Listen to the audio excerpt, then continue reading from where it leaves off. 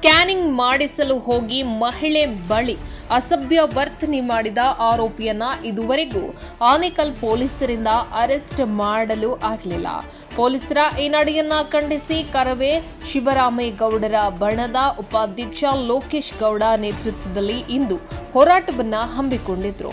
ಘಟನೆ ನಡೆದು 10 ದಿನ ಕಳೆದರೂ ಸಹ ಇನ್ನೂ ಆರೋಪಿಯನ್ನ ಆನೇಕಲ್ ಪೊಲೀಸರು ಬಂಧಿಸಿದ ಕಾರಣ ಕೂಡಲೇ ಕಿಡಿಗೇಡಿ ಜಯಕುಮಾರ್ನನ್ನ ಬಂಧಿಸುವಂತೆ ಆಗ್ರಹಿಸಿ ಪೊಲೀಸ್ ಠಾಣಾ ಸಮೀಪ ರಸ್ತೆ ಅಡ್ಡಗಟ್ಟಿ ಪ್ರತಿಭಟನೆಯನ್ನ ನಡೆಸಿದ್ದಾರೆ. ಕಿಡಿಗೇಡಿ ಜಯಕುಮಾರ್ನ ಪ್ರತಿಕೃತಿ ದಹಿಸಿ ಪ್ರತಿಭಟಿಸಿದ್ರು. ಪ್ರತಿಭಟನಾಕಾರರನ್ನ ಹತೋಟಿಗೆ ತರಲು ಪೊಲೀಸರು ಹರಸಾಹಸವನ್ನ ಪಟ್ಟರು.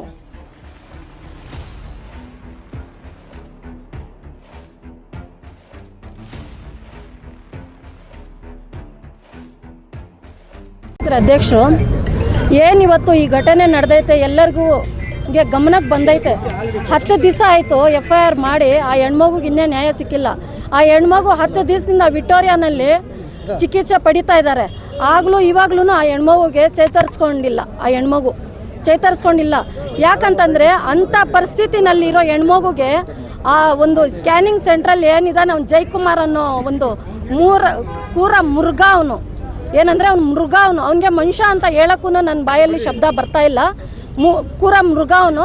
ಆ ಮೃಗನ ಯಾವ ಥರ ಶಿಕ್ಷೆ ಆಗಬೇಕಂತ ಹೇಳ್ಬಿಟ್ಟು ನಾವು ಹೋರಾಟ ಮಾಡ್ತಾಯಿದ್ವಿ. ಮುಂದಕ್ಕೆ ಅವ್ನಿಗೆ ಶಿಕ್ಷೆ ಆಗಲೇಬೇಕು, ಇಲ್ಲ ಗಲ್ ಶಿಕ್ಷೆ ಆಗಬೇಕು, ಇಲ್ಲ ಅಂದರೆ ಅವನಿಗೆ ಕಠಿಣವಾಗಿ ಶಿಕ್ಷೆ ಕೊಡಲೇಬೇಕು.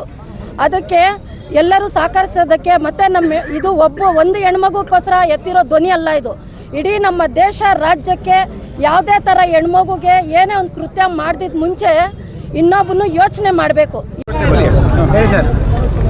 ಕರ್ನಾಟಕ ರಕ್ಷಣಾ ವೇದಿಕೆ ಶಿವರಾಮೇಗೌಡರ ವತಿಯಿಂದ ಬಣದ ವತಿಯಿಂದ ಏನಿವತ್ತು ಕಾಮುಕ ಜಯಕುಮಾರ್ ಅವನನ್ನು ಬಂಧಿಸಿಲ್ಲ, 10 ದಿನ ಆದರೂ ಬಂಧಿಸಿಲ್ಲ.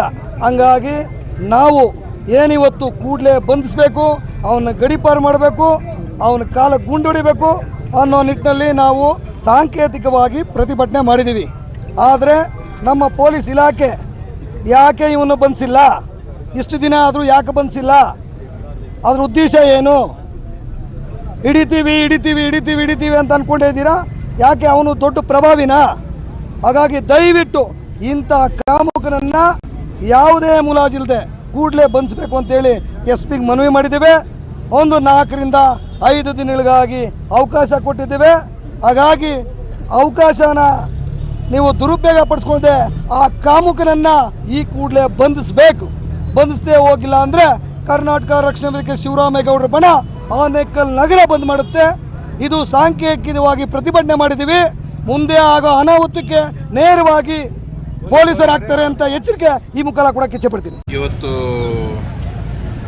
ಸಾರ್ವಜನಿಕರು, ಹಲವು ಸಂಘಟನೆಯವರು, ರಕ್ಷಣಾ ವೇದಿಕೆ, ಸಮೃದ್ಧಿ ಕರ್ನಾಟಕ ಮತ್ತು ಹಲವು ಇನ್ನಿತರ ಸಂಘಟನೆಗಳೆಲ್ಲ ಭಾಗವಹಿಸಿ ಕಳೆದ ವಾರ ನಡೆದಿರುವಂಥ ಘಟನೆ ಬಗ್ಗೆ ಕ್ರಮ ತಗೋಬೇಕು ಅಂತ ಒತ್ತಾಯಿಸಿದ್ದಾರೆ. ಇದೀಗಾಗಲೇ ನಮ್ಮ ಗಮನಕ್ಕೆ ಬಂದಿದೆ. ಇದೊಂದು ಗಂಭೀರ ಪ್ರಕರಣ. ನಮ್ಮ ಸಾರ್ವಜನಿಕರು, ವೈದ್ಯರ ಹತ್ರ ನಾವು ನಂಬಿಕೆಯಿಂದ ನಮ್ಮ ಹೆಣ್ಣುಮಕ್ಕಳೆಲ್ಲ ಹೋಗ್ತಾರೆ. ಅವರು ಈ ಥರ ಮಾಡುವಂಥದ್ದು ಸಮಾಜದಲ್ಲಿ ಒಂದು ದೊಡ್ಡ ಕಳಂಕ. ಒಬ್ಬ ವಿದ್ಯಾವಂತ ಡಾಕ್ಟರಾಗಿ ಅವನೇನು ಈ ಥರ ಮಾಡಿದ್ದಾನೆ, ಅದು ಅಯೋಗ್ಯತನದ ಕೆಲಸ. ಇದನ್ನು ಕಾನೂನು ಕಟ್ಟುಕಟ್ಟಿಗೆ ತಂದು ಅತ್ಯಂತ ಗಂಭೀರವಾಗಿ ಪರಿಗಣಿಸಿದ್ದೀವಿ. ಅವನ್ನ ಅತ್ಯಂತ ಕಠಿಣವಾಗಿ ಅದ್ರ ಮೇಲೆ ಖಂಡಿತ ಕ್ರಮ ತಗೋತೀವಿ ಅಂತ. ಸರ್, 1 ವಾರ ಆಗಿದೆ ಘಟನೆ ನಡೆದು, ಆರೋಪಿನ ಅರೆಸ್ಟ್ ಮಾಡಲಿಲ್ಲ ಅನ್ನುವಂಥದ್ದು ಪ್ರಮುಖ ಬೇಡಿಕೆ. ಇಲ್ಲ, ಇದು ನಿಜ. ಏನಾಗಿದೆ, ಅವರು ಕೆಲವರು ಹೋದ ತಕ್ಷಣ ಮಾತಾಡಿದ ತಕ್ಷಣ ಅವ್ನಿಗೆ ಗೊತ್ತಾಗಿ ಓಡೋಗಿದ್ದಾನೆ. ಸ್ವಲ್ಪ ಎಜುಕೇಟೆಡ್ ಡಾಕ್ಟರ್ ಇದ್ದಾನೆ. ಅವನು ಈಗಾಗಲೇ ನಾವು 2 ತಂಡ ಮಾಡಿದ್ದೀವಿ. ಒಂದು ತಂಡ ಪಾಂಡಿಚೇರಿಗೆ, ಒಂದು ತಂಡ ಕೊಯಂಬತ್ತೂರಿಗೆ ಹೋಗಿದ್ದಾರೆ. ನಮ್ಗೆ ಗೊತ್ತಾಗಿದೆ ಅವರು ಯಾರ ಸಂಪರ್ಕದಲ್ಲಿದ್ದಾರೆ, ಅವ್ರಿಗೆಲ್ಲ ಗೊತ್ತಾಗಿದೆ. ಖಂಡಿತ ಒಂದು 3-4 ದಿವಸದಲ್ಲಿ ಅದನ್ನ ಸಿಗಡಿ ಮಾಡಿ ಕ್ರಮ